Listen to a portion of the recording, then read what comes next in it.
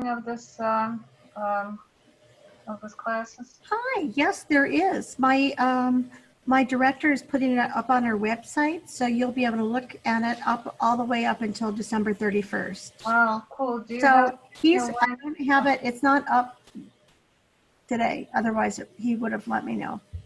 Okay, because I was hoping to review like the last hour before I'm sorry. the class. No, I mean the hour that I'll be missing. I was hoping to be able to. Hopefully it'll be up so you can see it before the fourth class. Okay, that'd be cool. Best case scenario. I'm trying to be. Sorry, he's not in the office today. He'll be in tomorrow. So hopefully, and he wasn't yesterday. So hopefully he'll be able to have it up before Thursday's class, and then you'll be all up to speed. So nice braids. Thank you. All right, Wendy, do you want to start? And I'll just let anyone in if they need to be let in. I mean, we can wait. It's okay. Well, I know that Ina wasn't here for Tuesday, so I kind of wanted to take a look and see what she's got there. And okay, so awesome. We worked on this separately, so we've got our little eyeball. Oh, that's great. Here, I got to do it. Let's see if I can get it in there. Yeah. Oh, it lines up. That's pretty good. No, that doesn't work. I'm so glad this is recorded. No one's going to believe it. Oh, I like it in the glasses. The glasses. There we go. Oh my God, that's really funny. Here, we can have some. Oh yes. No, I think my glasses work better. I think so too. They're owlier. That's silly. All right. So kind of cool. I like how it's fuzzy on the sides. Absolutely. And it's going to get fuzzier because we're going to be adding on to that as soon as everybody else gets here. And you have your pieces cut out. Your other parts are cut out, correct? Now you have that looks like it's the pattern. Do you have everything is okay, do you have it cut out onto good paper yet? Yeah. It's okay. The pattern, everything's organized. Gotcha. Everything's organized. I got everything. All organized. Excellent. Wonderful. Okay, so I actually think you're not going to be behind. I think we should be able to my hope was that we could potentially finish the owl today. We'll see how many people actually join us, but if we could get the owl finished, then I thought the nice thing would be is we could do a kind of a standalone class for the fourth one, and we could talk about what we want to do for that, whether we go back and do another feather or we could do a leaf. Or I know, great idea. I know Ina's really into the feathers, so I was thinking that might be kind of fun to just kind of revisit our feathers and do a different one. And improve. Well, yeah, I mean, it just takes practice. So anytime you're learning a new skill, it's always your second effort should hopefully be better than your first, and so on. So we'll see, but it's still a few minutes before 1, so we'll hope that we'll get some more folks here. I actually was looking at, I don't know how accessible tracing paper is for you, Ina, but Victoria's Secret paper is very traceable. Yes, yeah, there you go. That's true, but I'm thinking that lightweight stuff might work for you for the steps that we're going to be taking today with the body of the owl. Now we kind of have the hard part done. I'm thinking, to me this was sort of the most oops, and I threw it on the floor. That was sort of the more complex part. Of course, I can't get it.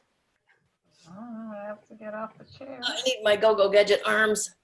So anyway, to me, this was kind of the most complex part. And had we done it more of a traditional owl way, and you can see the parts on this one are separated. And I just have the two circles that were cut out, and then I used a hole punch in the middle. Okay, I don't know. What do you mean by separated? Well, this had that one piece that went all the way across. Okay. And then this one is two separate pieces. Okay. which, you know, I suppose I could have done it that way, but this is more of a, more like a, this was supposed to be a screech owl. So I kind of wanted that more owly look. I actually think that the snowy owl has a little bit more of a squinty-eyed thing going on. Oh yes, very cross-eyed too. And yours, I love how yours turned out with it. Yeah, I think each one is going to have a different look. I'm hoping that at some point we'll be able to get a picture of each of them so we can see all their Oh, that would be great on the screen. I can take a picture of it. yeah, we can, because like this guy was the original guy, and I think he's going to have a different look than this guy. You know, they're Oh, different. yeah. So they'll all come out a little differently. I've never been successful at making the same thing come out the same twice. So, but Okay.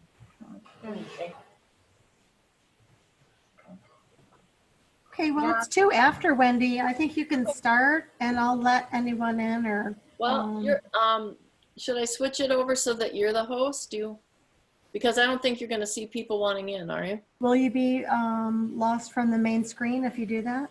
No. No. Okay. I can make you wait a minute here, let me get the right number here. I'll make you the host, and if you want to watch for anybody else coming in, that'll Okay. be fine. And Yep. And then as soon as they do, I'll switch it back over.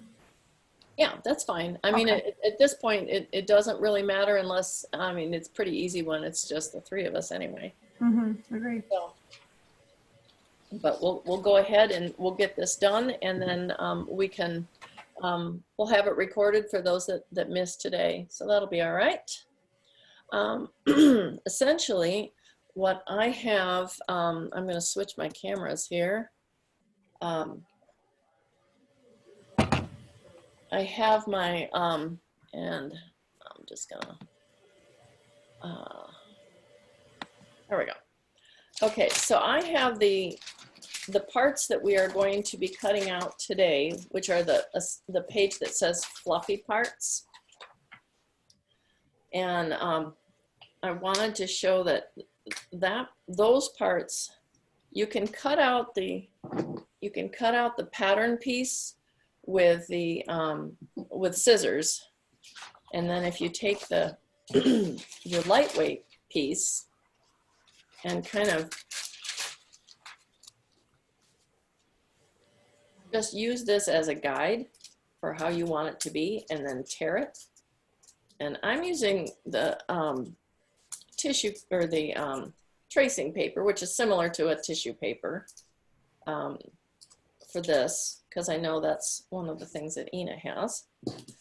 I also like to use this type of paper, which I have. This is the other, this is Unryu, which is a Japanese mulberry paper. It's got really long fibers.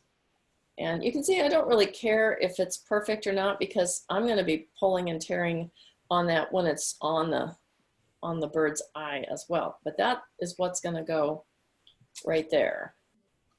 And we can do it with both kinds. And I like layering it so you can get sort of multiple edges going, because that is what's going to make it look more more fluffy.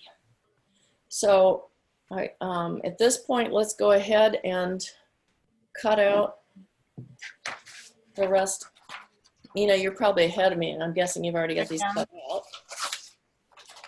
But I'll just get these guys cut out real quick. I did a dotted line on the pattern to indicate that you would not be cutting the final paper on this, but you could cut it and then put little snips in it to make it that way. But when you're working with these long fibered papers, it's actually better to have a more rough edge to begin with. I always think it's kind of hard to make them look like they're soft edges. This is the part that's going to go around his feet, which we have to cut those out too.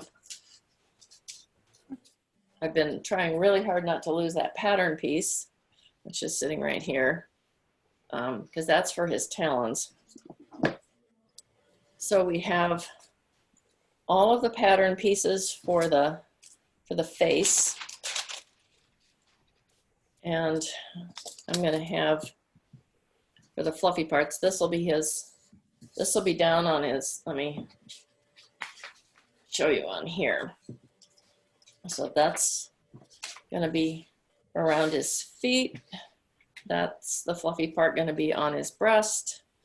And then we've got the two that are going to go around his eyes, 11 and 12. Okay, so we've got two pieces of tissue, of tracing paper, and one piece of that. And then I'm going to go ahead and do this. Now, I could do multiple layers. This stuff is so thin. I could actually do multiple layers of it, and it would look really awesome. I kind of simplified it on this sample one that I did. Let me show you. We're going to cut out the eyes, right? Yes, it's not going to go over his eyes. We'll cut that part out.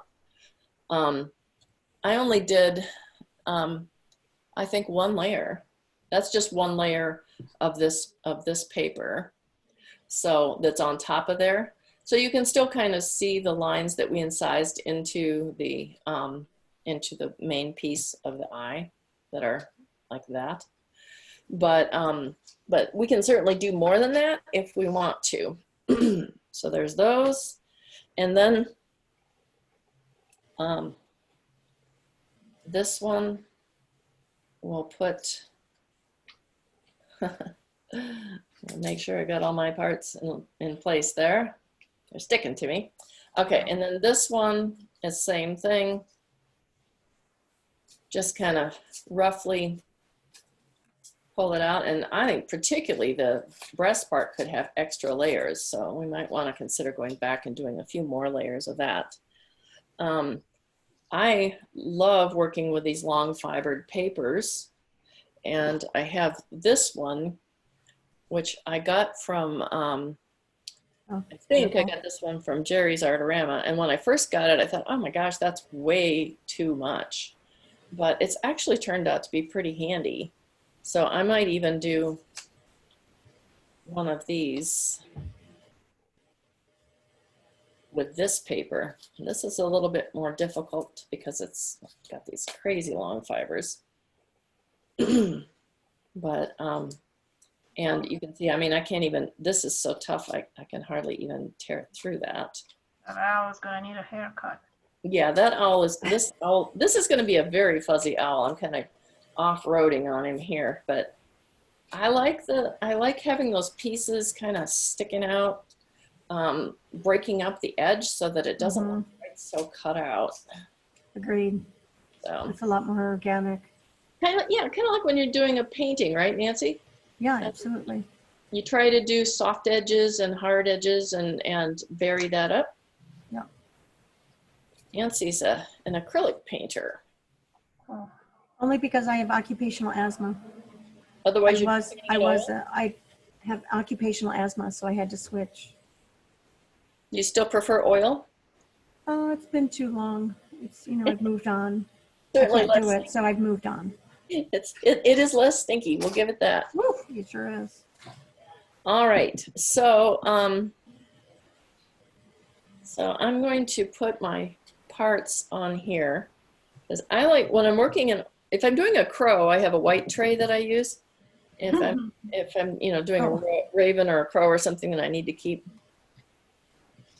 track of the parts, it is helpful to have a little. Sometimes like a little meat tray or something works. Okay, so then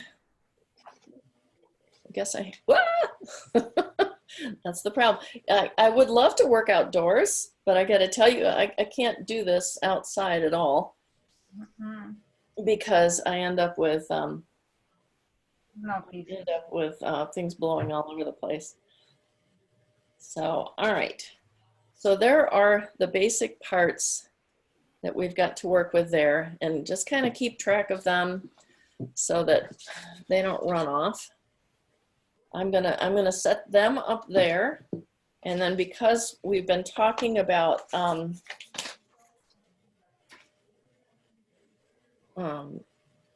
all of these other little parts and keeping track of them, I want to go ahead and cut out the talons just so that we have those ready, and we'll just keep them all together there. So I'm not sure, Ina, if you were around when we did the black parts before. No, but I did them. Taking a piece of foam core, I'll repeat this in case anybody missed it, because it's one of my favorite tricks, is to take a piece of foam core or a piece of, or a magazine or something that's soft. I think you're using the back of a legal pad, right? Mm-hmm.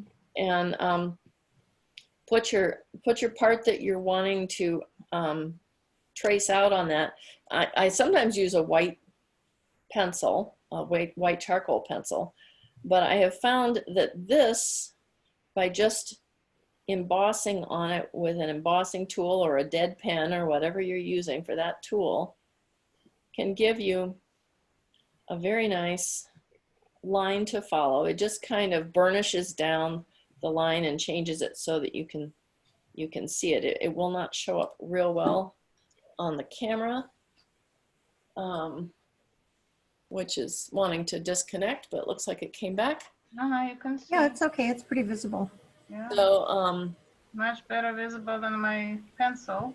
yeah, To get Right, the light yeah. just right to see the pencil. exactly.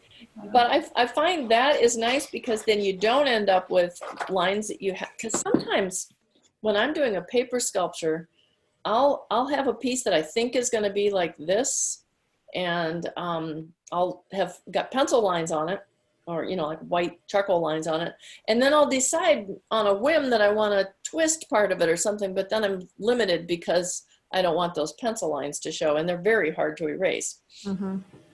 So so if we can get our little talons cut out, I'll help shape those in a few minutes, but we'll at least have all of the parts at our disposal as we want to start working on this.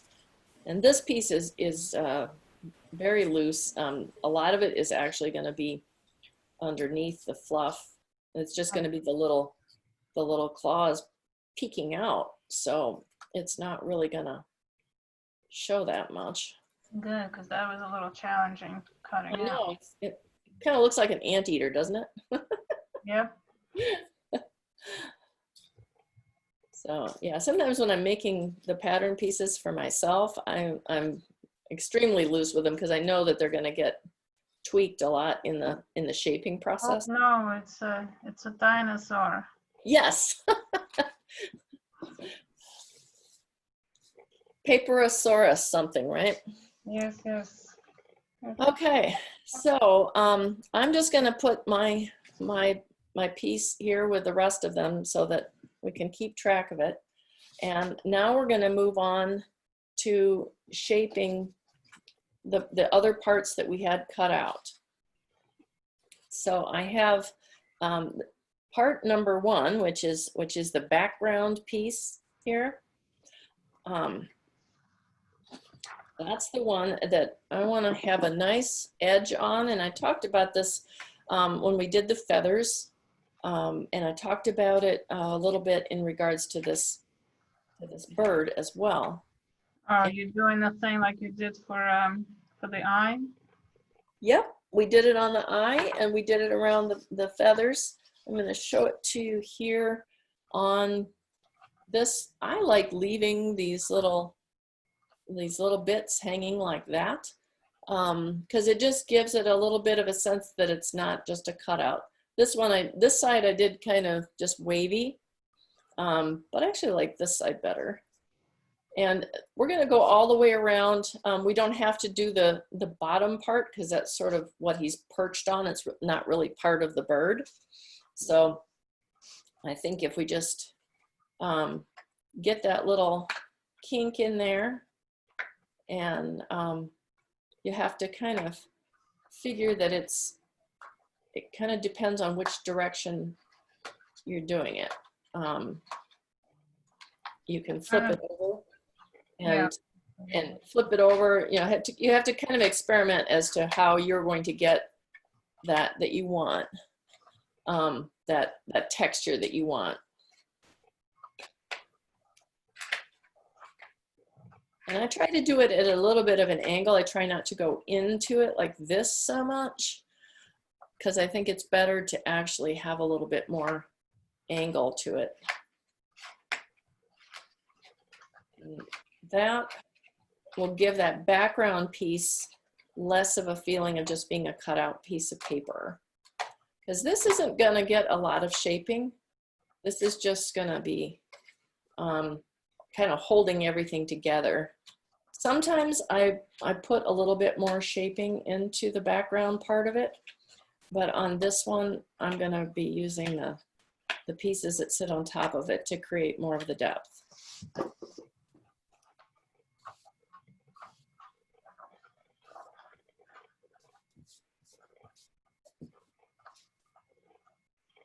So now that he's got a little bit more of an edge to him, we can put the next piece. It's a she. This is actually a male. Oh. A female would have dark feathers on it. Oh no. But you can put dark feathers on it if you like. I know you. Mine is gonna have an identity crisis. Oh. Yeah. Well, so then this piece is, I always have to kind of look at which way does it go. I may have to look back at my pattern to be sure. It probably doesn't matter too much. I think it's this one, because then that kind of bumps out there. So the bigger bumpy thing goes on the left. And this is going to go on his head. And I keep referring back to here so that we can see how it is. You see it's a little bit smaller. So this is the piece that is going to go right back there. So there's that bumpy part.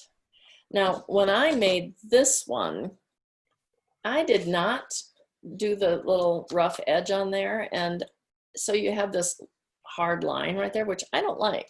So I think we can improve on that. I think we should, at least on this side and around his head, this part is going to be covered up with a wing, but it doesn't hurt to do it all the way around in case it accidentally ends up showing. So I'm going to go ahead and give this guy a little bit more interesting stuff going on so that it doesn't look so cut out. That's number 2. This is number 2.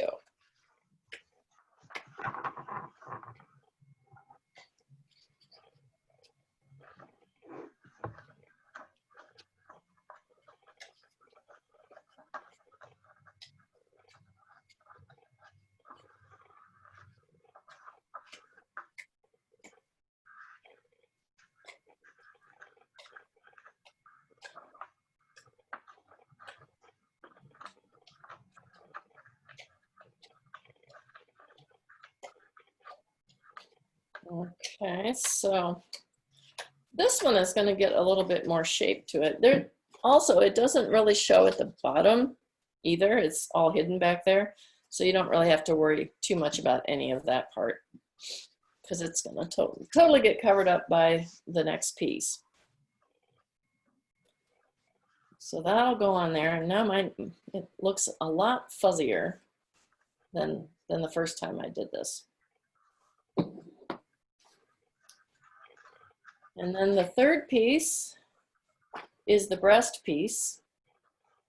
And that one, I kind of want if it were an egg and there's a fat end, I think we want that fat end to be at the top because we want that to be really round up there around right under, because that's going to go right under his little beak like that.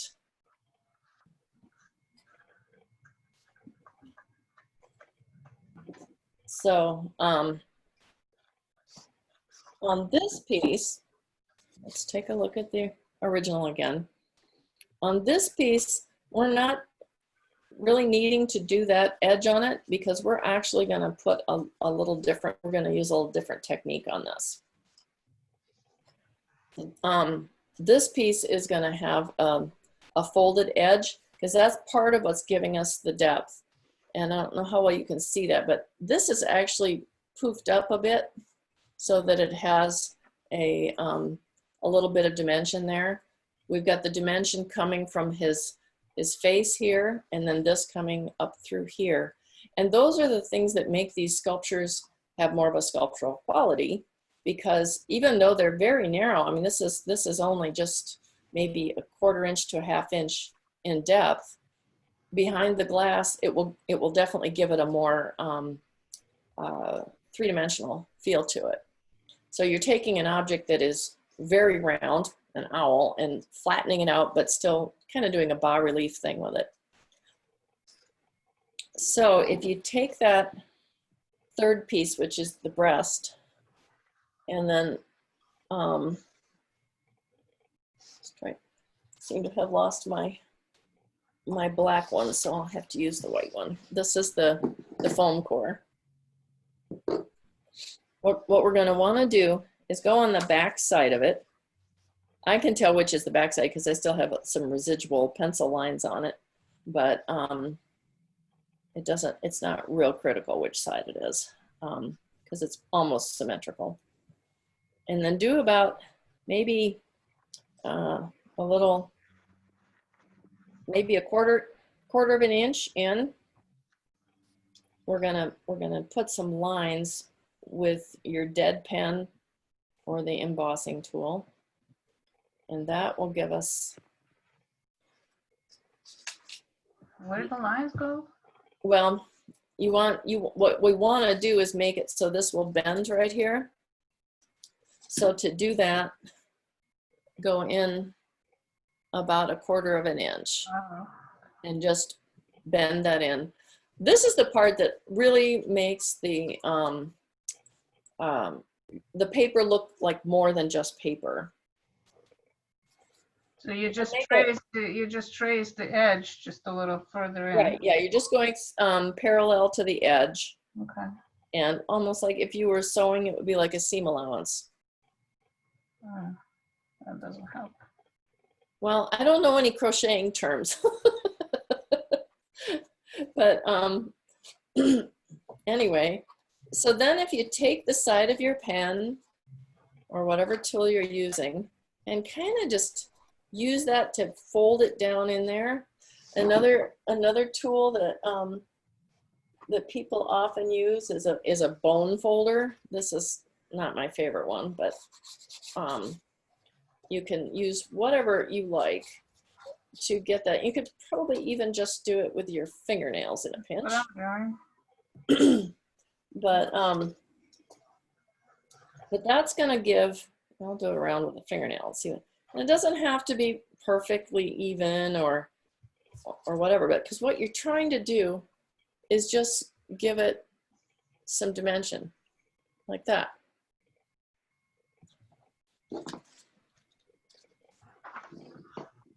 Get this out of here so you can see it better. Does that make sense? Mm-hmm. Okay. Oh, the narrower part is the bottom, right? Yes, the narrower part is the bottom. It sort of looks like a face when you're looking at it, like a skull. So that part is going to be this part on the bird.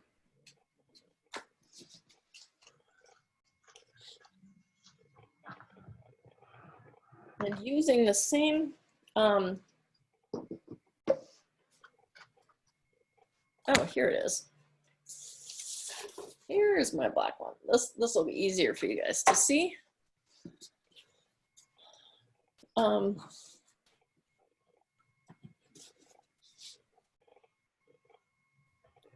Using that same foam core, you can then start to get some lines, like on, get the light to hit it. Oh, the light doesn't, there, you can kind of see it. There's a lot of lines in here that are not wanting to show up very much, but if I tip that light down better. I give up. Trust me, there's a bunch of lines in there, and those lines are created simply by drawing them in. And you don't have to do too much up at the top, because the top part is going to have your fuzzy bits up there. So that doesn't really matter. But you want to get some sense that there's feathers in here. And you can get fancy and make them look like they're in little clumps of feathers if you like. Or you can go in a few layers, right? Layers? As in some on top, then further down, another batch, right? Yeah, well, you can, I'm in this, at this point, I'm just gonna kind of do an overall thing on this part. It's going to have more layers put on top of it, and then there's gonna be layers down here. So ultimately, the only part that's really gonna show is this center section right here. Okay. But if you just go over the whole thing, then you don't have to worry if something doesn't line up quite the way you thought it did, so that it's, even if it's hiding under there, sometimes you might have needed it.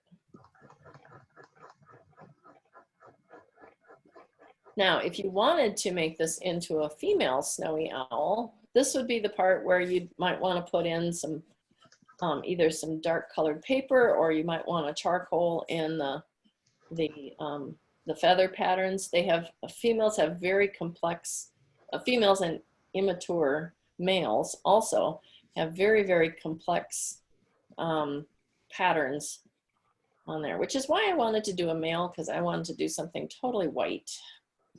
Now, when I deboss like that on one side, I've now kind of created a, it's sort of bent in.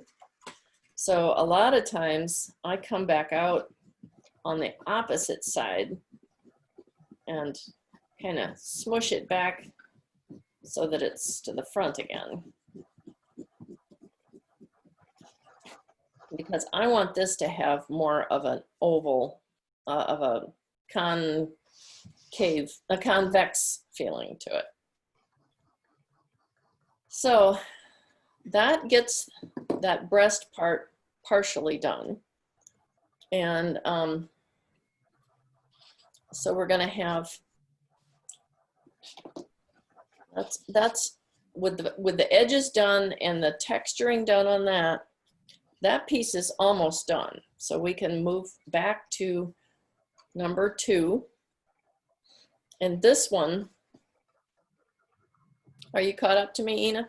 Almost. Okay. I'll just talk for a second and then we'll get ready to do number 2. Number 2 is the part that is the bird's head, most of which is going to be covered up by his eyes. And then also it's going to have the breast on top of that too, like that. So there isn't really too much that's going to show on that, but I do think it's good to get the texture coming, like radiating out from the middle.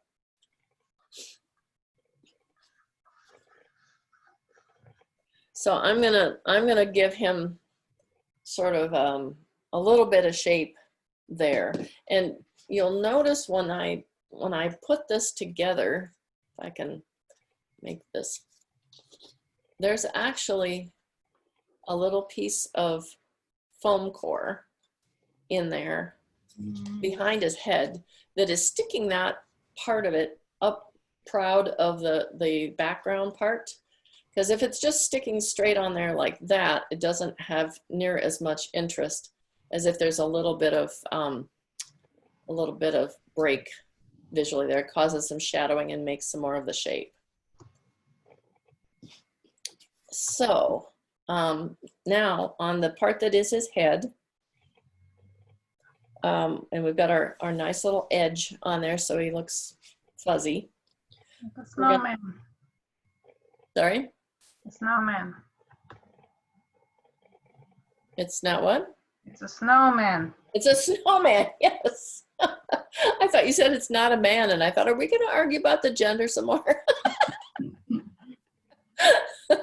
Yes, it looks like a snowman.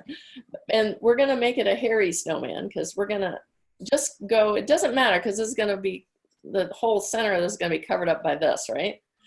So just give him some little lines that radiate out on his head, because those will show in this area here. And they're going to show on this side too. So you kind of want it to go like sun rays, like imagine where his beak is the center of the sun.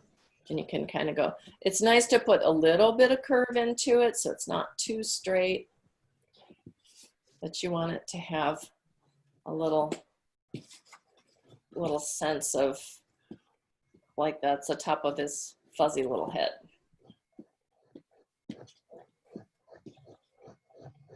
Now, again, you'll see that this kind of bent my paper. So I'm also going to come back in and do a little bit occasional shaping here that's going to form that back up like that. And if you don't do it over the whole thing and you just do, it kind of breaks it out into parts. This is a really handy technique if you're doing any kind of animal or bird or something where you want to have a sense of multiple layers of feathers. Sometimes I go back and forth, shaping the paper this way until I get it just the way I want it. But it does have a tendency to push it into a curve that you may not want. Okay, now the only other part this is going to need shaping with is going to be this section right here.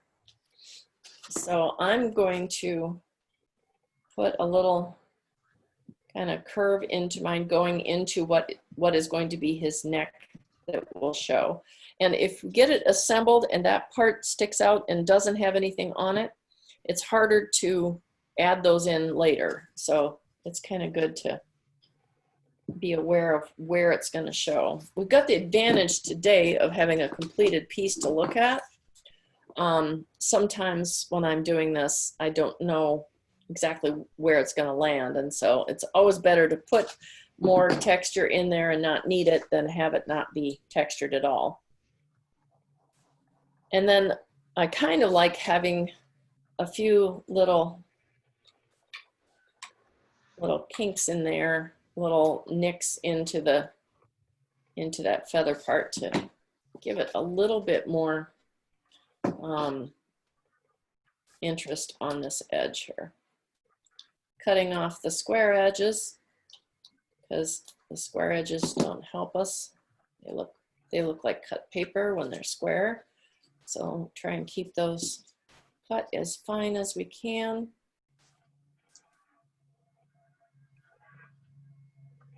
You don't have to do very many of these, just enough to get a little sense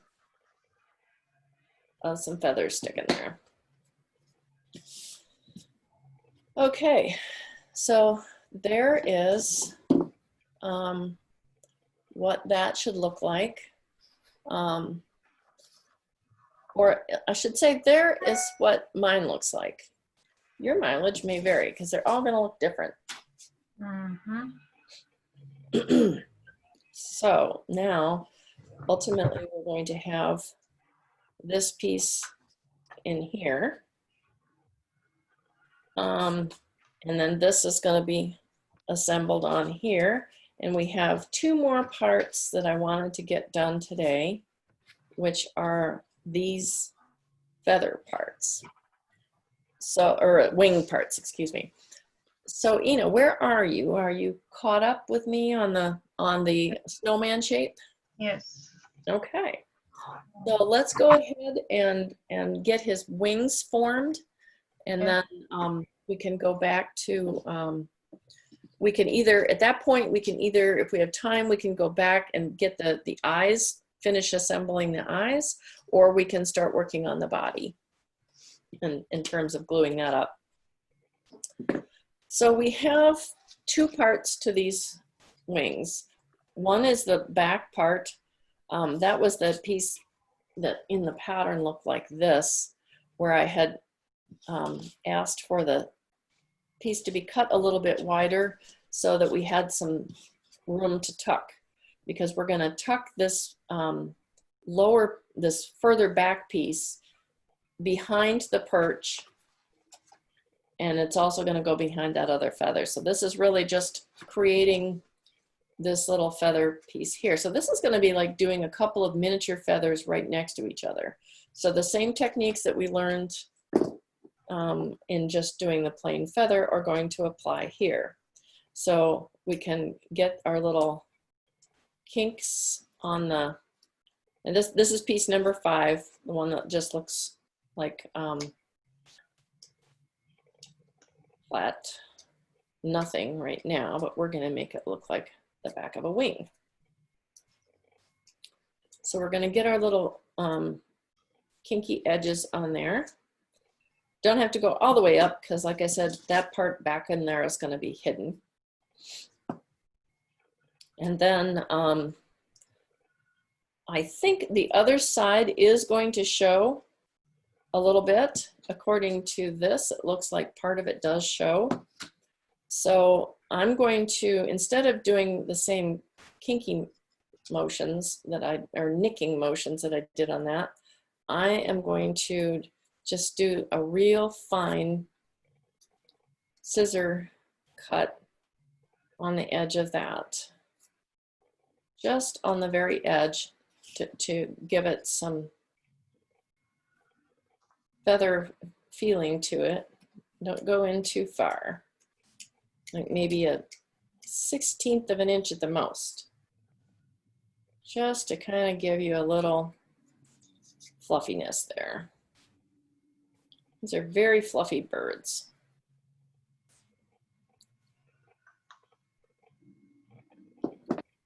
Okay. How's yours coming? Coming. Okay. So what we'll be doing with that is essentially similarly to what we did with doing a single feather. We're gonna do some shaping on that will be kind of Yeah, mine are not coming out as fluffy. well, most of it's going to be hidden, so don't worry about it too much. Let's see how yours turned out. I'm going to put you in the spotlight. I guess I can't. I can pin you though. There we go. That looks good. Yeah, that's fine. They're short-haired owls. Yeah, yes, this is the short-haired owl, like the long-eared owl and the short. Okay, so now take it so that you've got the pieces curving over to your left, and then just use your dead pen and your foam core or your pad, and get a line in there to help indicate where this feather is going to be. And then technically, since it's 2 feathers, I mean, you could put a line down the middle of each one of those too, so you'd have 3 lines across there. And then go in with your thumb. Basically in the middle? Right, essentially in the middle. And so you're gonna kind of make like you're doing 2 feathers next to each other with your thumbs to get that kind of multi-layered feather look. It's pretty small, so it's kind of hard to get, and you're going to be kinking the heck out of this paper. I mean, it's not going to look, you know, your thumbnails are going to be kind of messing it up and whatever, but it doesn't matter because you're just doing that to kind of get the idea as to where those lines need to be. You're doing And three then, lines? sorry? 3 lines, you said, right? Yeah, so one down the middle. So think of it as 2 feathers. So you've got 1 feather lying next to it, next to each other. And then you'll take the embossing tool or your dead pen, and you'll put your feather lines in on the 2 individual feathers. And I went all the way down to the bottom, but a lot of that is actually going to be hidden, so it doesn't really matter.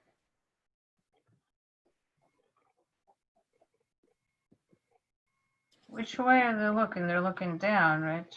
Yeah, you're looking down, so your feathers would be, let me grab a real feather here. You've got 2 feathers that are going to be next to each other like this. So you want your lines to go like this way and this way. Around the outside lines. Around those 3 lines that you did. So that you're kind of making a herringbone pattern.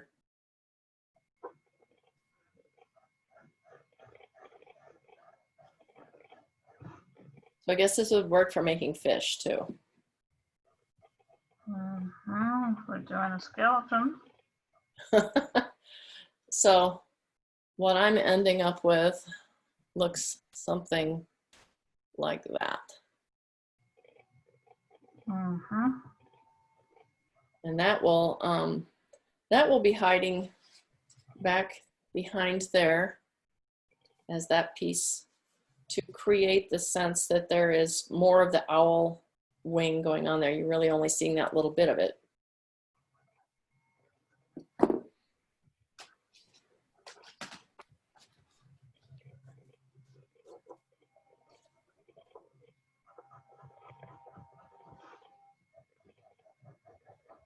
So that's going to hide behind there, and this is going to go on there, and it's going to sit like that.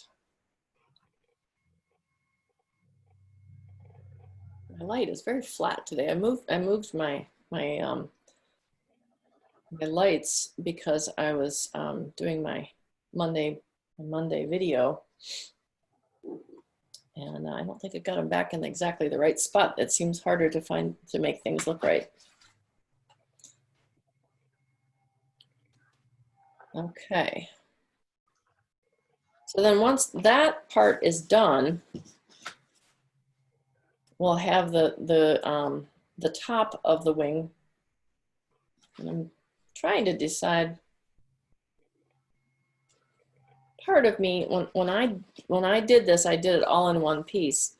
But I think it wouldn't be a bad option to go back to the pattern piece where we have the multiple layers, and this actually could be done in 3 layers, you know, one being the full piece and a second one being the middle piece and then the top piece like that. You could certainly do that if you wanted this bird to have a little bit more defined wing. For simplicity's sake for this class, I just did it as one piece. We'll just draw that in. Sorry? We'll just draw that in. Yeah.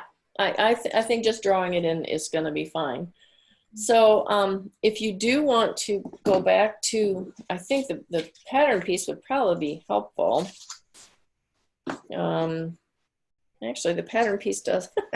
The pattern piece is not helpful because it does not have it written on there. If you still have this piece, Yep. this thing printed out, this might actually be more helpful. If you take that pattern piece and line it up on your pad and get that roughly where it needs to be, then you can mark out using this pattern and your dead pen. You can mark out kind of how those lines would go.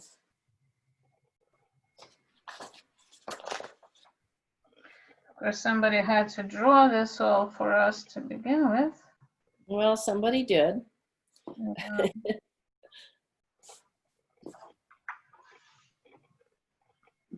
And that's just a guiding line. I mean, it doesn't have to be exactly like that.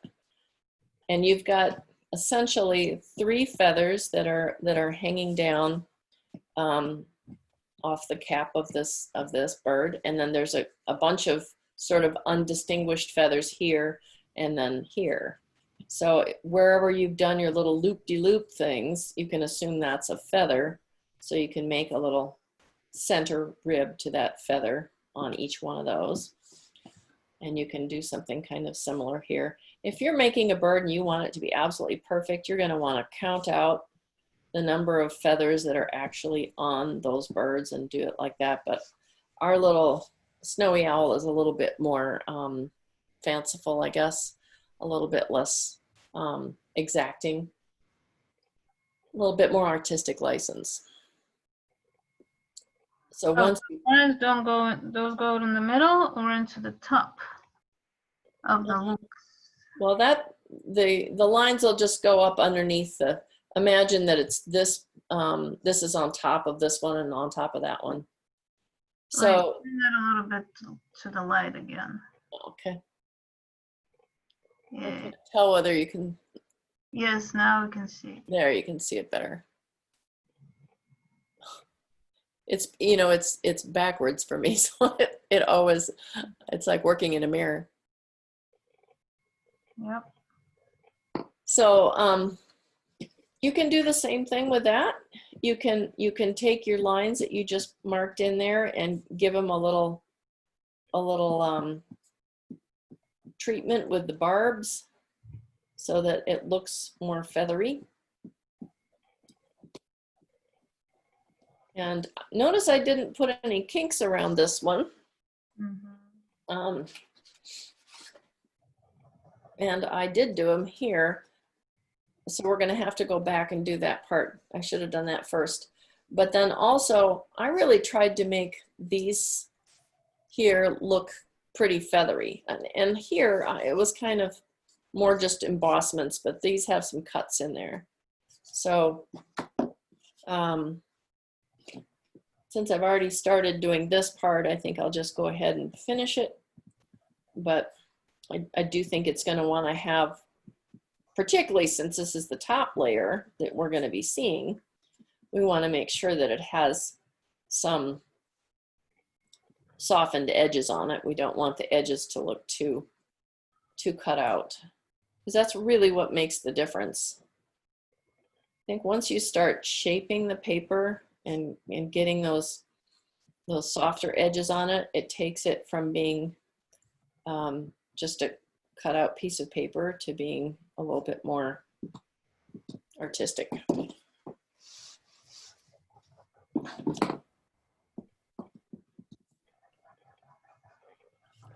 And then I've kind of done an overall, get the light to hit it right. Kind of done an overall texture on it, but I feel like I'm kind of missing these 3 main lines that we put in, or the 2 main lines to separate out the 3 parts. So after we do our edge, I'm going to come back in and get those again. So if you take your scissors and nick the edges to get a little more feeling of, and on the top of that, you're thinking that's not really the edge of a feather. So maybe on this part at the top, you might want to just put some little variances in there without having parts flipping out so much. And then on the bottom part of it, I'm going to put in some little individual barbs of the feather, just going up to where the shaft is. If you go too far, it'll ruin your appearance of it being a feather. And you can even cut out a triangle. And one thing I wanted to make sure I said, and I don't know if I've said this enough, but if you ever make a cut and you haven't quite, like say, make a cut and you don't have it, and then you make another cut and it's something that you want to pull out, and you don't have it quite cut enough to pull it out, like this piece right here, please, it's sort of like a hangnail. Please resist pulling that, because you're better off to go in and cut it a little further before you try to pull it. Because if you just rip it out of there, just like a hangnail, it'll be hurting. So once you've got some sort of feather look going on the edge of this wing, then I think it's good to go in on these parts where we had defined the 3 sections. And if you mark it out by pressing real hard one direction and then going the other direction, it'll start to look more like that. And you can do that even more so by even pressing in there and giving it a more embossed look to it, so that it has some dimension going on there. And if you really wanted to accentuate it, you could accentuate it with doing the thumbnail technique, to make that even more so. So even though it's a single piece of paper, you've got something that looks kind of more like that, more like it's a piece of paper sculpture. Now I'm hoping that this part here is going to be hidden enough by that. It should be tucked in there and hiding. This is the part right there. And I'm even gonna accentuate it more here by making a little line that comes up to the second layer and cutting that out right there. Maybe I'll do the same thing right here to make it look even more three-dimensional.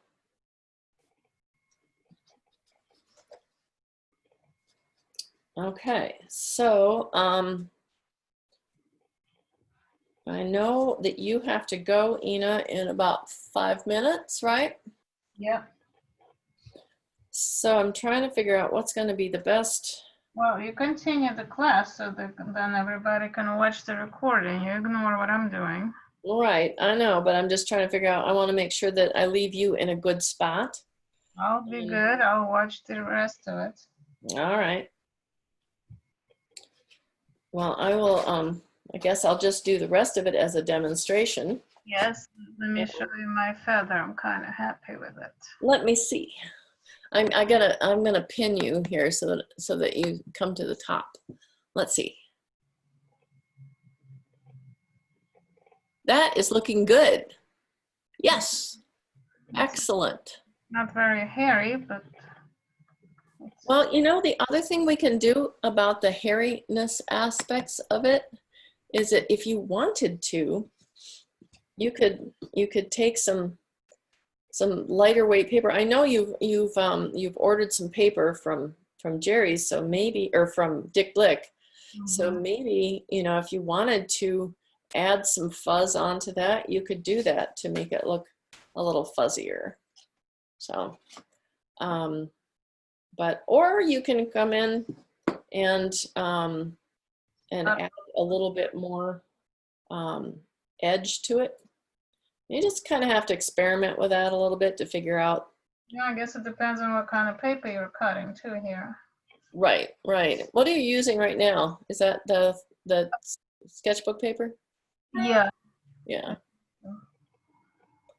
Well, and this particular piece is Canson Color Line, and I just for doing these kind of things, I really like it.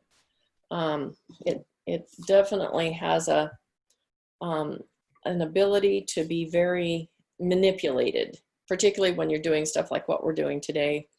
And so if this were a heavier stock, like for example, I did the back of this bird using a heavier weight paper because I like the idea of having the backing have that more stability to it. But if I were doing this and trying to manipulate that the same way, it would be tougher. So. Okay, I am gonna get going. Okay, well, you go do your doctoring. And watch later.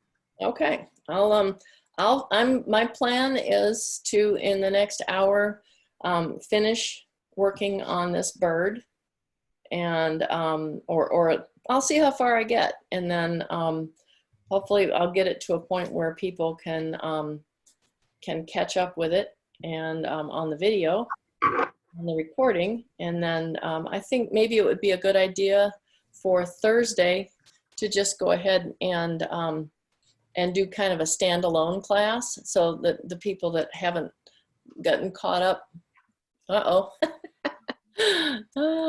come on now. Yeah. Well, I'm going to come back because I may have to do a restart here. No, we're good. Yay. Okay. Right. Thank you very much. Thank you, Nancy. I will see you. Thank you. Thursday. Thank you. I'm glad you were able to come for the first part. Oh yes, me too. And I'm going to leave you now. okay, bye. Bye. Thank you. Okay. So I am at this point, I have the backing piece done, and I have the bird's head done, and I have the bird's breast done, if I get it right side up. And I have the shaping done on the wing that is kind of tucked behind here. And I have the shaping done on the wing that is sort of the cap that is going to be stuck back there. So that leaves me with, at this point in the game, we can either do the rest of what we need to do with the eyes, or we could do the feet. And I'm kind of inclined to go ahead and do the feet, because then we'll do all the fuzzy parts with this lightweight paper that I'm going to be using. We'll do all that at the same time. So now the legs of a snowy owl are extremely fuzzy. They have, to keep them warm up in the Arctic, they have a lot of feathers on them, but they do have some pretty fierce looking talons that that poke out beneath. So when I designed this particular piece, I just put the talons kind of implied in there, and if you look underneath there, you can see that the part that goes across here is not actually going to be showing. But like any other cut paper sculpture where you have small parts, if there's ways that you can combine them and hide them back there, it's going to be much easier to assemble it. If I had taken individual pieces of paper to create each of these talons, they would be all over the place and it would be kind of difficult. So now I'm going to use my original piece so that I can remember which way it goes. So what I'm starting with is this, and what I'm going to end up with is that. So how to get from here to there is a matter of embossing and shaping, and then also pinching, for lack of, I guess that would be my technical terms for it. So I'm going to flip it over and start to create channels of debossment with my tool along the parallel lines, just like we did along that big piece when we were doing this. But instead of doing wide ones like that, because this is a smaller piece, we're going to be doing it very narrow. And I'm hoping that you can kind of see it. It's always tough with black, but let's see. You get it. There we go. So it doesn't have to be very perfect, because really what you're doing is just making a score on that paper. So when you flip it over the right side, you'll see, let me see it so that you can see the scores. They don't want to show up very well, but those lines are what's going to make it so that when you pinch that in there, you can get your claws, talons, I should say, to look a little bit more three-dimensional, like the talons of a bird. I love doing bird feet. I think bird feet are super fun. One thing that I often do, if you look at a bird's, if you study a bird's foot, you'll see that they often have kind of scales that go like this, and then maybe there's like a knuckle or something. So if you kind of put those lines in there, it helps to kind of get that gnarly sort of scaly feet thing going on. And then the other thing that is super helpful for anything like this, whether you're doing the twigs on a tree or the edge of a leaf, or in this case, claws that are on the ends of these talons, is to take a pair of tweezers and then kind of hold it flat and then just pinch it down. And that will give it a little bit more, like you're separating out that claw from the talon itself. So we're gonna just pinch those down like that. Sometimes I'll pinch the whole thing, you know, give it a little bit more, you know, along the edges of each of these knuckles, give that bird a little sense of different shapes, because they're gnarly. So now we've gone from having just a flat thing that looked like an anteater or a dinosaur to, well, I guess it's kind of a rounded shaped thing that still sort of looks like an anteater or a dinosaur. But we'll be putting that piece underneath here, and those little talons will just kind of stick out there to define that, so that we know that he's actually sitting there. So now the next tricky part is to be able to hang on to that piece. You don't want to lose it, because the small parts, particularly the black ones, have a tendency to get misplaced easily. So hence, that's why I use a little tray. I know I've said that a bunch of times, but I'm a lot of the times just reminding myself to not chuck it over to the side.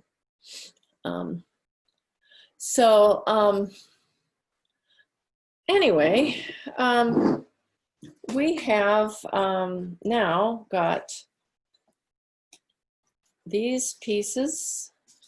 I think we have everything cut out. I don't think we have anything left to cut out. And we have the owl eyes that need to have their pieces put on them. And we've got almost an hour to go. So I think I can get this pretty well assembled in the next hour. So that's what I'm going to shoot for. And the other, so the parts that need some additional layers on them are really just the eyes at this point. So we're going to take the eyes and we'll set these back over there, and don't lose our wings. And we're going to take our fuzzy bits that I cut out by tearing those pieces right there. And I did 2 layers. That's totally optional. I just kind of wanted to experiment with how well that was going to work. I'm going to take my 2 layers and tear them out together. I'm going to continue doing tearing with all of the work that I do with this long fibered paper, because I really don't like to do any cutting or any, never want to draw on it. And so I'm just going to cut out a center piece and we'll see how close I got.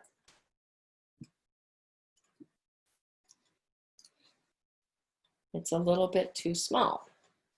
So I always like to start a little smaller than I think it's going to be, because you don't want to have to try and put it back. That's why I have a lot of paper, because sometimes it doesn't work and you want to redo it. All right, so now I have one piece that has the edge on it. And I kind of like, in the case of this particular paper, because this is tracing paper I was using, it kind of gives that sort of like a bird membrane kind of look to it, where it crosses over there, over the eye. So I'm kind of digging that. I think I'm going to leave that. I don't like this one little chunk sticking out too far, so I'm going to cut it out. Now, I know that there's going to be this other fuzz stuff going on top of there, so it's not too critical, but I'd like to experiment a little bit, and let's see what would happen if we put some dimension and some details into that, because this is this tracing paper is kind of similar to vellum. It's also similar to tissue paper, and any opportunity to get some details into this, the more layers you do and the more details you put into it, the more interesting the piece is going to look.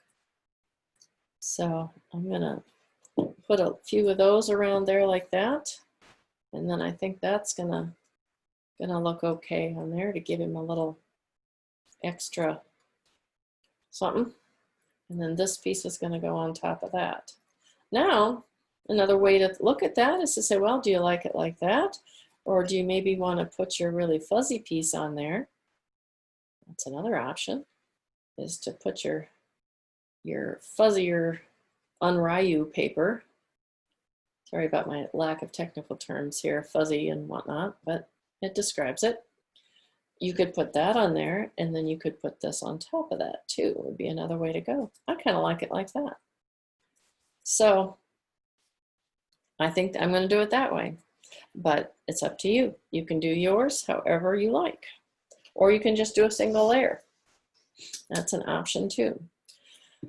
So now let's see if I can get this one torn out in a similar fashion.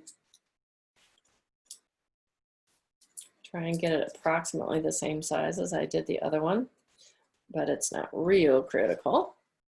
Okay, got that pretty close. And in this case, I am going to again put that underneath there, see how that's going to go. And the nice thing about putting these lines in is if you got a crease in it accidentally because you folded it, you can kind of disguise that a little bit. I only want fold lines in there if it's really intentional. Otherwise, I try to hide them. And the owl has all of these kind of feathers raying out like this. Almost like sun rays kind of thing. Okay, now we have our parts. We're going to put the fuzzy part down first, and then we're going to put the tracing paper version on top of that in this case. So whatever you have cut out, whether you cut out a piece of tissue or a piece of rice paper or something that has some long fibers, hopefully, and maybe something that's got some translucency, whatever you've got there, try to get some looseness to it so that it's not cut out perfectly. And if you need to, if your paper isn't as fine as what I'm doing, then get in there with the scissors like this and cut some soft edges on there, because you really want it to have a feeling of being very soft feathers. And I think the eyes are naturally a focal point of something when you're working on an animal or a person. So you're going to want to have as much going on in this part of the piece as you can. Now I'm going to take a piece of scrap paper and my glue stick, which is very mad at me because the last time I used this glue stick, I forgot to put the lid on it. And so it's not the greatest, and I'm going to, and it's important, very, very important at this point, don't use white glue. Use a glue stick, or in an absolute pinch, if you don't have a glue stick, this is glue tape, and it's one of those dispenser things that it will dispense a double-sided tape. Even that is better than using white glue, because white glue will soak through everything you're going to do, and it'll be really frustrating. So I'm going to make sure that this glue stick is going to behave. It looks like it'll be okay. You're just going to very gently, because you don't want to tear. This paper is super delicate. Maybe you're not working with paper quite so delicate. You could also put it on, you could apply it to the piece you're going on, but then if there's part that isn't covered up, it might have glue on it. So I'm going to apply that, and I'll try to keep my hands out of it.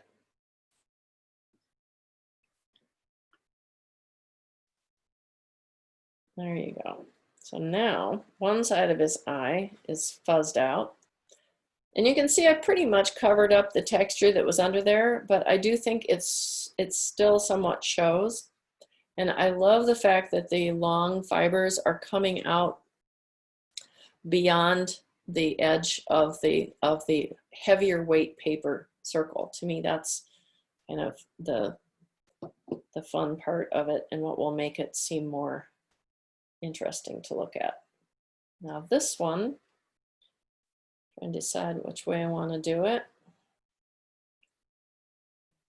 I kind of don't mind there being some extra coming off of the middle too. So just to see the difference in how this handles, I'm going to do this one the other way. I'm going to use this as an optional technique. You can do it that way. As long as you know it's totally going to cover up, you can do it that way, but you don't want to have a part sticking out with glue on it.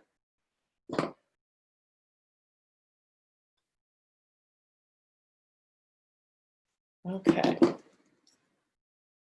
So now my owl has got kind of a lot of fuzz on one side and not on the other. So I think I'm going to tear that off a little and maybe just leave the part in the middle. Actually stick it to there. Yeah.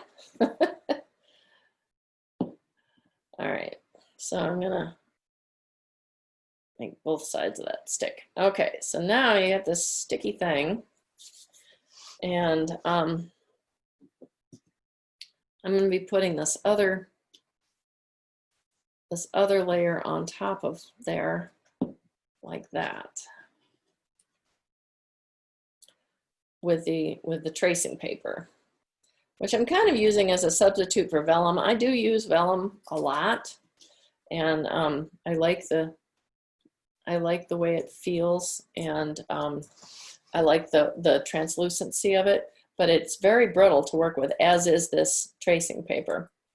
Now, remember that when you put those lines into it, they'll go one direction or the other. So make sure you've got those going in the direction that you want. In this case, I'd like the I'd like to have it be more concave. So I'm going, and I definitely don't want to be putting any glue on that, on the eye at this point. It's got to go on the part that's being put down onto it. So that is going to go there. And then get the glue on the back side of it. And that is going to go on there.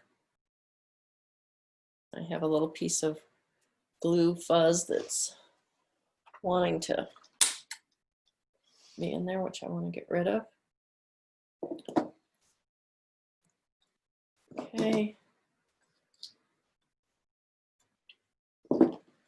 So my kooky little owl has now got his eyes set in a little bit more, because you've got these other layers that are disguising that opening that you had. I think it gives it a more realistic look, like the eyes are set into the bird a little bit more. So it's not quite so cut out looking. And that piece, which is pretty well done, just needs to be stuck on there, is going to go right there, like so. So let's see how different he looks from the original in terms of his expression. Yeah, they both have kind of a stern look to them. Owls are weird. They are funny birds. So, okay, now, where are we here? We have this part ready to go. I think we can start assembling. We've got everything all ready to put together here, but one part that I wanted to remind you of is that I did have a little piece of foam core in there. You can see if I open that up. And that little piece of foam core is doing actually a lot of work because it's pulling that forward. This piece, I didn't put foam core behind it. Oh, that's not true. There's a piece of foam core behind there too. But then I brought this breast piece up and glued it down more like that. So I was using pins and glue to hold that in position so that it doesn't, so that it has some shape to it, but that doesn't need a piece of foam core there because the paper is going to do the work itself. So this part is optional. If you don't have foam core and you want to not do this part, another way to do it would be to take a piece of thick paper and fold it up into a bunch of different layers and stick it in there. But I use old foam core for these parts, and I just cut off a chunk, and then that is what's going to go behind part of it, and then this will go under the other part. I have some better scissors for this than I usually use, but we'll get it. Okay.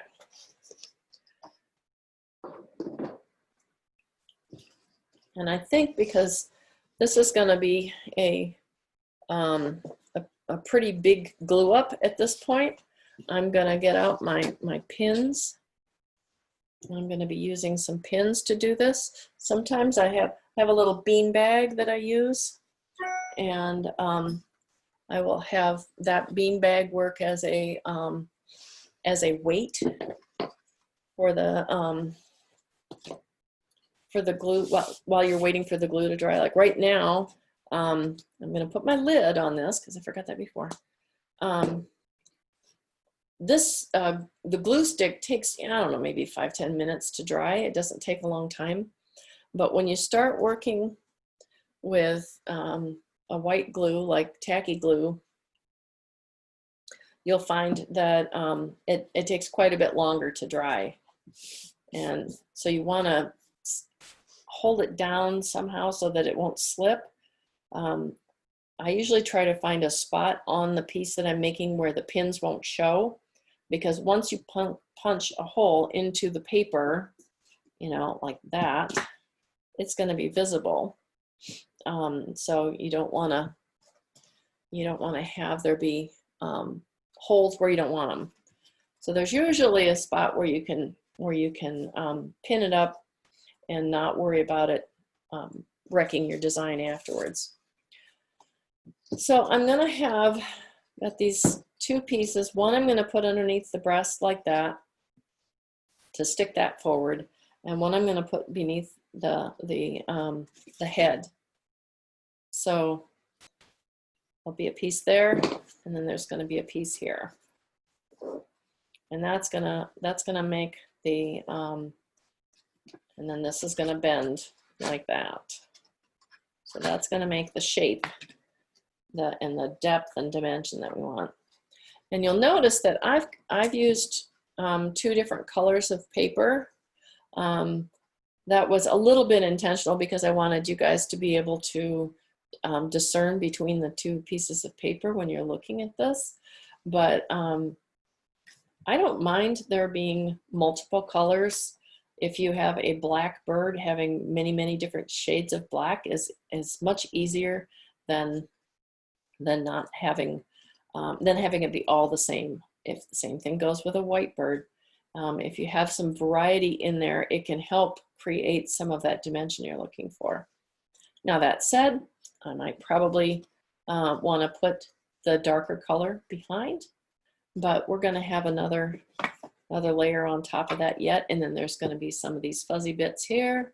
So who knows? I mean, it might be just fine this way, but all that goes with the experimenting and trying out different kinds of paper and getting the paper to do the work that you want it to do.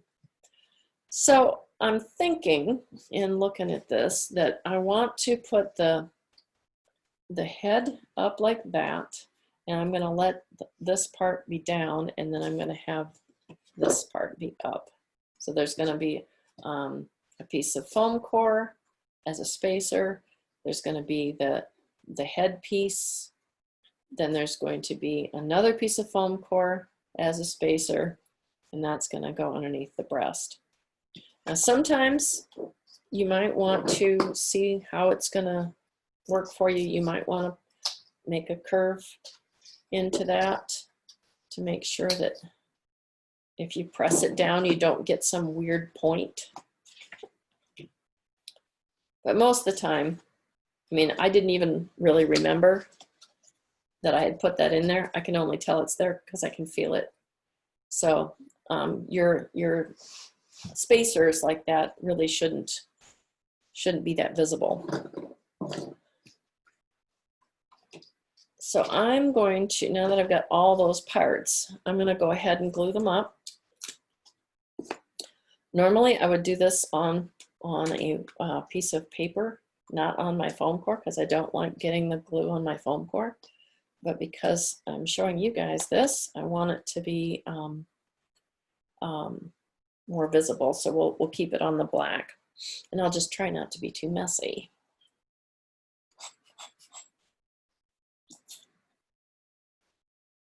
You're just going to put, oh, oh, brilliant. Okay. So you're going to put your piece there with glue on both sides of it. Now the deal about glue is that if it goes in a spot where it's going to show, it will show.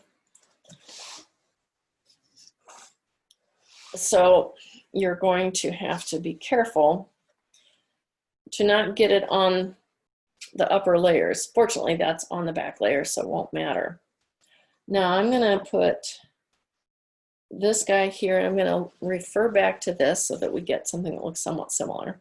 And you'll see that that head part is up there, and then it's a little bit away from it.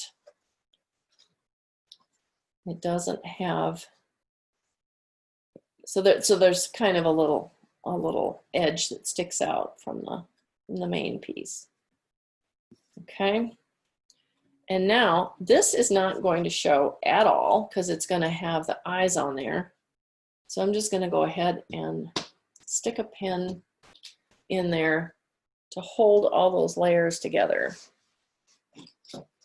And then I'm going to take the second piece of foam core and put glue on both sides of it.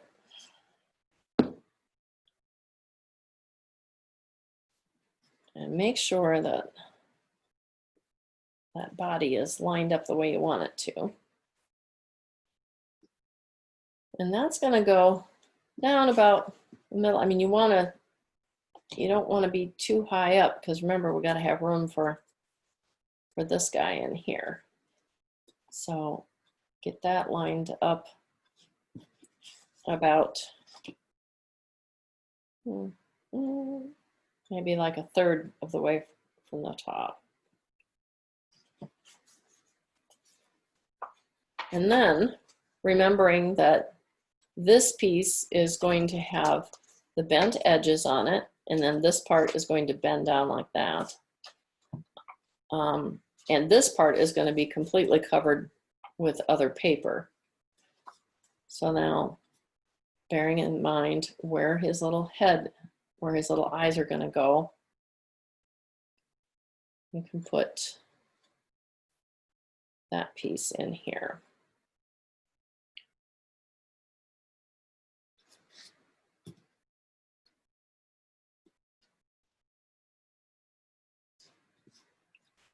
And again, there's going to be something there, so we'll go ahead and put a pin in there to hold that in place.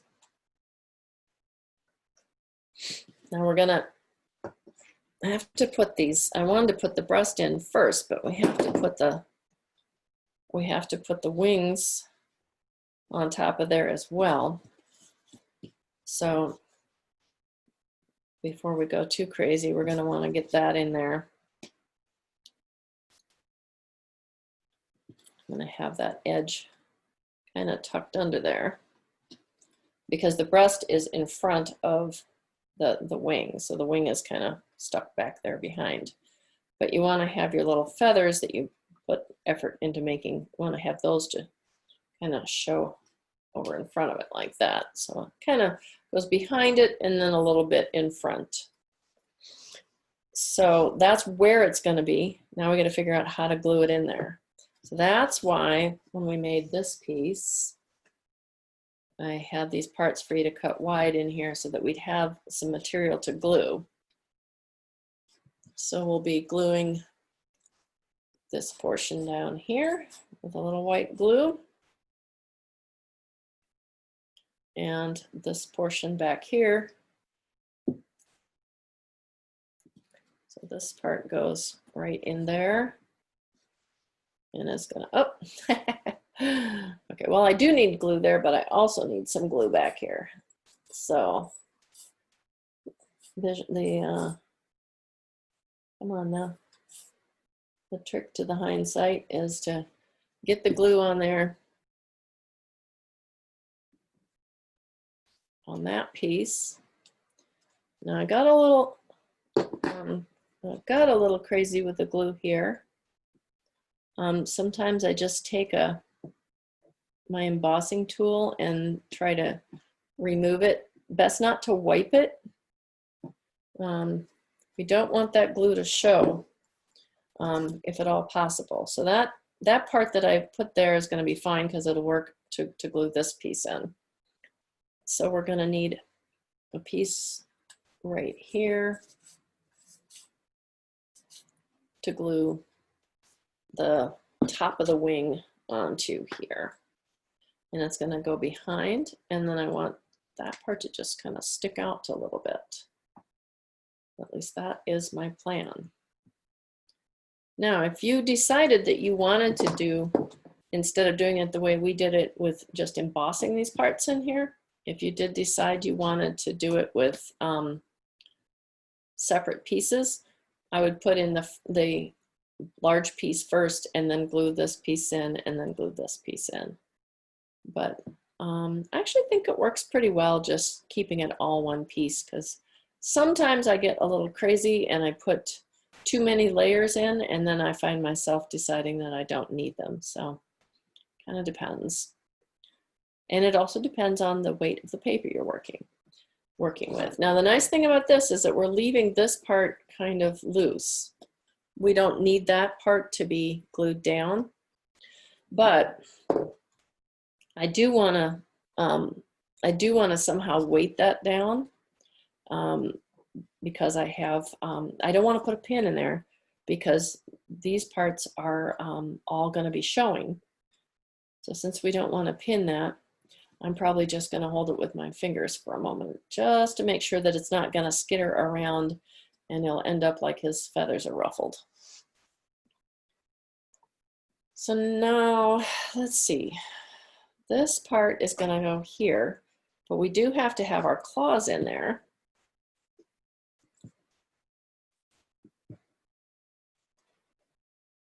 So kind of tempted to put the claws in next, because we can slide them in there and figure out where they're going to be and get them solid before we start mucking around with this, because I think this part is going to be the kind of tricky part to get that to be in the place we want it to be. So hopefully that'll hold where it's supposed to be. And I'm going to glue this. I'm going to double check from my pattern to make sure it's going the right direction, and it is. And I think we kind of want them to be not hanging down below this is sort of the edge of the design. So I don't really want them hanging down in there for my bird. Certainly up to you if you prefer to do it differently, but I kind of like having it within that boundary. So it's going to go right there. And this one is nice because we can definitely put a pin in it. So I'll just put a little bit of glue there. Oftentimes I use a different glue dispenser that isn't quite so generous, but that's okay. All right, so I'm going to put a pin in there, which you can see is in there, holding that in the spot that I want it to be. And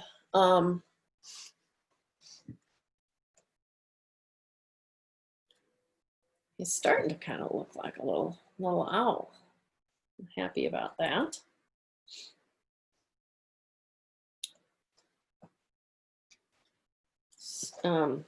So this part is going to go, in fact, that pin may be handy, whereas I'm going to put another pin in mine here. This is the part where the little beanbag weight comes in handy, because sometimes I just stick, instead of putting pins into it, I'll just put a weight on there. And it's just literally a little sack that I made out of, and it has black beans in it. And I use that to hold down some of the parts. Okay. As they're gluing, so that they will stay that way. Now, the thing I like about this is that, notice this pin that I've got here is going to work pretty well to kind of hold that into a curvy shape. So I think I'm going to take advantage of that, but I don't want it to be sticking up that high, because remember, you're going to be putting this into, typically it's going to go into a 1-inch deep frame.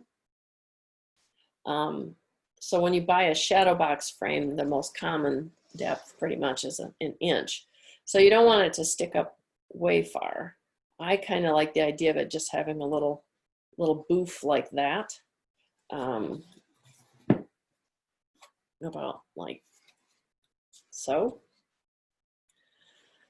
So I think what I'll do is go ahead and put in some glue down here to kind of hold it in that spot. And then I'm going to put glue along the bottom here. It doesn't have to be glued on the sides because that part is going to stick up. And before I get it totally stuck down, I want to give that crimpy edge one more little bit of guidance to remind it that it's supposed to be folded there. You can go in afterwards and give it a little bit more help, but it's always easier before it's glued. Okay, and then this part is going to come down here.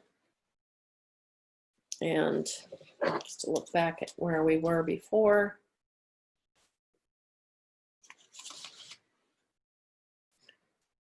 I'm gonna give it a little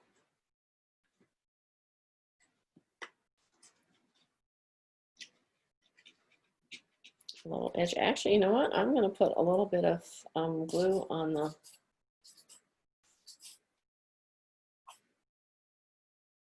the front side of this and curl that under there.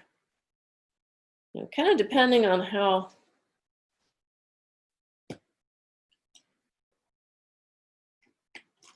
it kind of depends on how big the actual pieces turned out and where it is shifted on here, like how high up I did it. This seems like it's a little bit higher up. I think maybe I put my bird's breast a little higher than I did the first time. That's okay. Because this, again, is going to get another piece of paper on top of it. So this is really just creating some structure. And I'm going to go ahead and poke down through it, maybe. But then I want to pull it up because I want there to be some,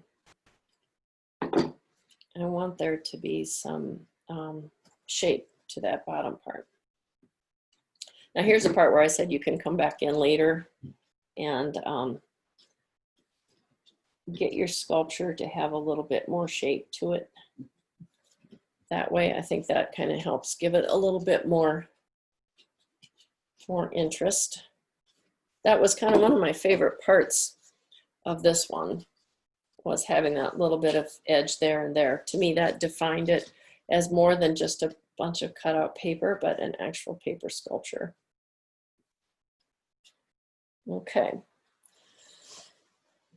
So depending on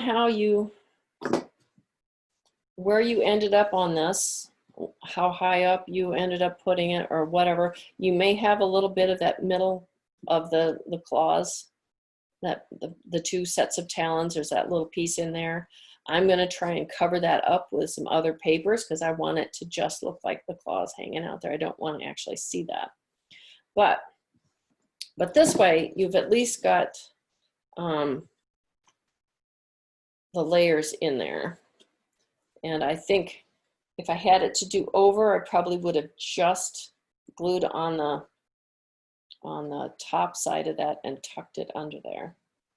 But now, if for some reason you don't have foam core, or you don't want to do the, you don't want to find some way of raising this up, it's perfectly fine if you want to just glue these down, but be aware that I did allow some room for that curvy part in the pattern, so you may want to trim down there too.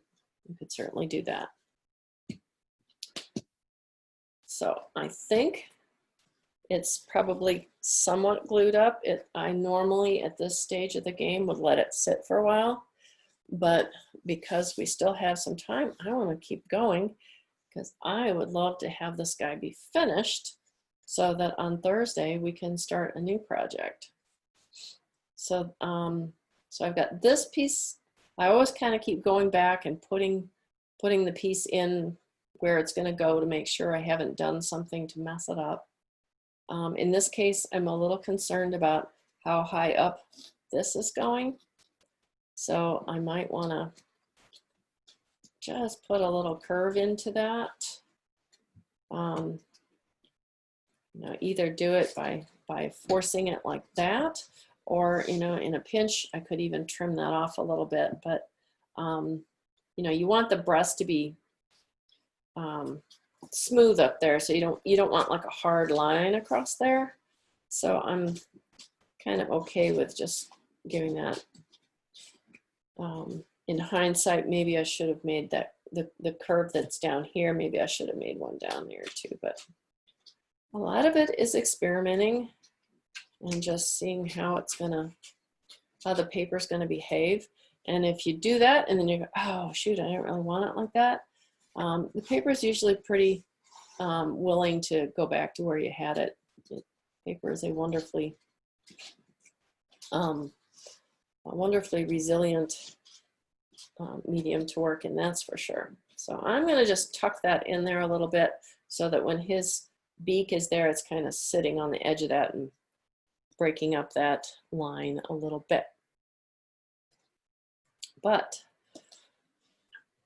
now the fuzzy parts that are going to cover up this to make that's now going to really look like an owl. Now, in my case, I have two different kinds of very long fibered Japanese papers.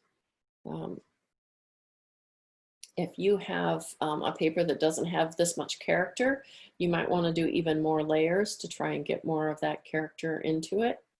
You might want to tear some strips, but yeah, whatever you do, I would suggest tearing and not cutting at this point. The one exception that I'm seeing on this is that these long fibers do have kind of a cut look to them.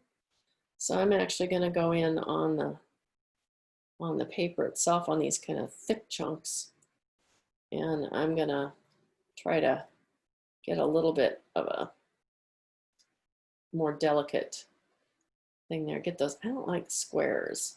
I like things to have an angle to them. So anyway, I'll get those parts. That's kind of what I'm thinking that's going to look like. Now you'll notice that I'm going a little bit more intensely fuzzy than I did on the original pattern. The original pattern, I just used this paper. But I like the idea of showing you some different options so that you can see how much of a difference the paper itself actually makes. The character of the paper is really a lot of what's going to make this look more individual. Now, the question is, do I like it this way or do I like it this way? And I think I like it a little bit more subtle than I think maybe these papers are, this paper is a little bit too crazy. So I'm going to get the glue stick out, and this time I'm going to use the paper because I don't want to make a mess with that. I've got to decide for sure how it's going to go. And I like it like this because I like this one kind of hanging down there. There's always one that I sort of fall in love with that's, you know, because this way it would be just kind of, he'd look like they're going the wrong direction. So we're going to go this way with it. So that means gluing this side of it. And so get that glue going on there, kind of careful with paper like this because it is pretty delicate. And then that's going to go right on there like that. Now notice I kind of have it hanging off to one side. I didn't center it on there because I think it's going to be fine to let this piece then be hanging out over on that side. So you'll have sort of a little variance in the textures. So it'll go super soft and fuzzy here and then maybe a little coarser down there. But I don't really like the fact that I've got a strong line there. So I'm going to make some nicks in that, pull out some parts of that so that it doesn't have a hard line where I think that was the edge of the paper Okay, so now bearing in mind that this part is going to be hanging out over the edge, so I don't want to go too close to the edge there. We'll put a little bit of the glue stick on there. And sometimes taking another tool rather than your fingers is good for this. And don't worry about, at this stage of the game, don't worry about if you've got pieces hanging out or if it looks funky, because you can certainly come back in and tear those out later. But for now, I'm going to leave them because I love that. I think that looks very bird-like, and I love that. And even though it's a little bit darker color, it's kind of okay. So those are the aspects of it that I think make it look more uniquely bird-like. Okay, so now we've got the bottom of his legs down here. And like I was saying, and actually this one needs a little tack. I left that off there a little bit. I didn't get that glued down very well, which in this case is kind of okay because you can see that a couple layers that I put in there. I'll come back later and give him a little help right there because that probably needs to be tacked down there. But getting back to the new guy, I've got some pieces that I cut out that were from this pattern piece. And I didn't cut them out real exacting. In fact, I didn't even make them big enough in the case of this first one. But it doesn't really matter because those are gonna go sort of on top of each other like that. I'm still not really excited about seeing that little bit of the cross piece that was supposed to hold that together. I don't like that shows. So at this stage of the game, there's nothing wrong with grabbing a piece of paper and cutting out just a little patch in there. So that's going to go in there. I'm going to make that go in there. And I think the way I'm going to do it, because this is an owl with very fuzzy feet, I think I'm going to just go ahead and let it be some extra layers of fuzz. So I'm going to do it just free form. You probably won't need to do this because you'll have seen my mistake. And you will notice that you need to make that line up better. But by putting this little bit of fuzz in here, sometimes fixing a mistake can make something actually be an improvement. We'll see. I'm hoping that this is actually going to look really awesome. And if it doesn't, then I'll do something else. Because you know what? It's just paper. If it doesn't, oh my gosh, I gotta tell you, sometimes I have made pieces that I've had to make and remake the same part because I just couldn't get it the way I wanted. And of all the dumb things, one time when I did that, it was a feather. You would think that I would know how to do a feather. I had one piece I did where I had to redo the feather 3 times. But the good news was I took those parts that I didn't like and put them together into a piece, and they sold on their own. So see, I'm going to just stick this guy, these little feet in there, the little feathers from his legs in there to cover up my mistake. And I'm going to do it with glue stick because I want this to dry soon. Normally, when I'm working in this paper, I would use the white glue. But I want to be able to get the last few little pieces glued up here so that we can have this done in the next 10, 12 minutes.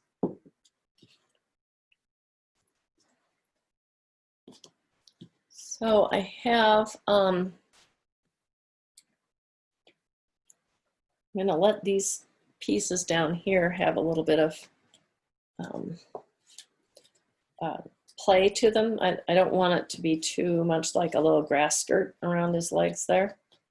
So we'll kind of do that. But it did cover up my mistake. So I'm happy about that. Now, remembering that this guy is going here. And then we have to put the little bit around his legs there, which I seem to have managed to set aside somewhere. Who knows where they are?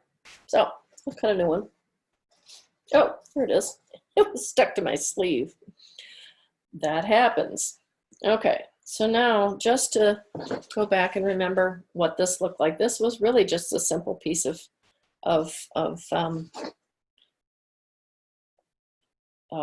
lightweight paper going across there to indicate those fuzzy legs. And then this one has kind of a hard edge on it. I want to get rid of that hard edge. Don't like that. And because I know it's going to go across here, and it is infinitely easier to put this on the heavyweight paper than on the lightweight paper, I'll do it like that.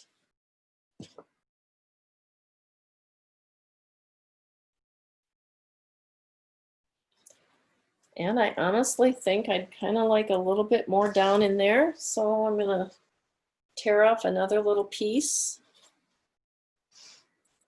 that's going to go over the top of that and kind of cover up the bottom part. Decide which way it looks better before you tack it down. How you doing, Nancy?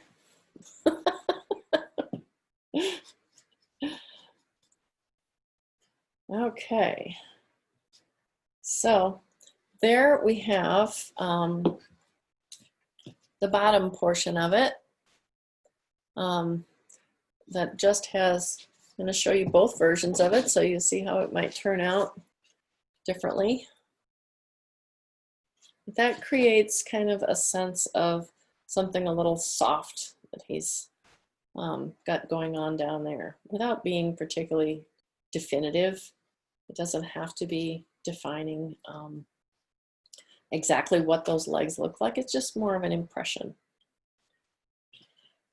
And now the part we've all been waiting for, putting his cute little face. I was like saving these until last. We're going to put his cute little face on here. And I noticed in looking at this that this bird, the beak comes down a little bit further than this one. And I also have more stuff fuzzing over it, but snowy owls don't have a real large beak, but you want to, before you glue it down, get that beak in the way you want it. And if you want it to stick out longer than it ended up here, feel free to cut another piece and stick it in there and glue it in there. But now would be the time to do that because, but I'm okay with mine. I think it's sort of fits his little personality. So I'm going to use the white glue on this because it's got a nice solid back here to work with. It isn't any of the lightweight paper. And I'm going to try to do this where I don't accidentally get glue on the front part of the owl, because that would be sad. And remember that your front piece is kind of sticking up in a dimensional way, but your back piece is pretty flat. And then, referring back to the pattern, make sure you notice that the eyes are actually pretty high up on the owl's head. You know, it's tempting to put them down here perhaps, but they're actually pretty high up. So you don't want to have them be too far down. Otherwise, it'll look more like for example, this owl, the shape of the head is different because this is a screech owl, and their eyes are lower. But with the snowy owl, their eyes are positioned higher up on their head. So I want it to be about right there, but I'm looking at it and I'm seeing that part that I wanted to bend down. I want to make sure that that part's going to kind of stay in place.